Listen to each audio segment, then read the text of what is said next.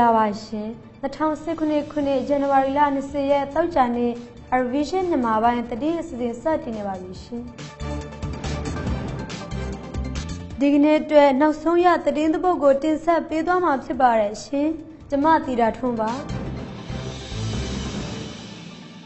မြန်မာအစိုးရကရိုဟင်ဂျာများကို NVC ကလက်ခံရန်တိုက်တွန်းစည်းရုံးတော်လေးမအောင်မြင်ခဲ့တာကြောင့် Smart ကလို့နာမည်ပြောင်းထားပြီးထုတ်ပေးရန်အစီအစဉ်ဟာရိုဟင်ဂျာများကိုမိမ့်မော့တွေ့နေစေတယ်လို့ဒေသခံတွေကပြောပါတယ်။မကြာသေးမီကမြန်မာအာဏာပိုင်များက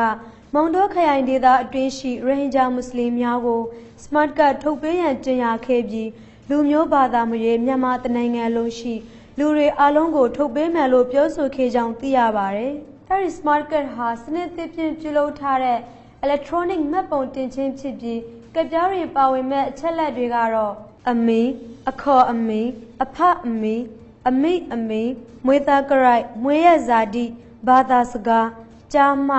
အလုတ်အကိုင်းရခိုင်ကိုင်းဆောင်ခဲ့တဲ့ကပ်ပြအမျိုးအစားလက်ရှိနေရလိပ်စားအမြဲတမ်းနေရလိပ်စားအိမ်ထောင်သေးဖြစ်လေအိမ်ထောင်ဖက်အမေစားတဲ့အချက်စစ်သုံးချက်ပါဝင်ကြောင်းသိရပါတယ်အခုထုတ်ပေးရန်စီစဉ်နေတဲ့ Smart Card ဟာမိမိတို့လက်ရှိကင်ဆောင်နေတဲ့ကပ်ပြအမျိုးအစားပေါ်မူတည်ပြီးကပ်ပြအသေးသေးမှာပါရှိတဲ့ဝိသေသလက္ခဏာများကိုမိသည့်အပြောင်းအလဲပြုလုပ်ခြင်းမဟုတ်ပေစက်ကိုဖြင့်ပြုလုပ်ထားတဲ့မှတ်ပုံတင်ကပ်ပြများကိုစနစ်သစ်ဖြင့်ပြုလုပ်ထားတဲ့ electronic မှတ်ပုံတင်ကပ်ပြသို့ပြောင်းလဲခြင်းသာဖြစ်ပါတယ်။ရိုဟင်ဂျာတွေကိုအတင်လက်ခံစေတဲ့အရာရည်သက်သေခံကပ်ပြများကို electronic စနစ်သို့ပြောင်းလဲခြင်းဟာ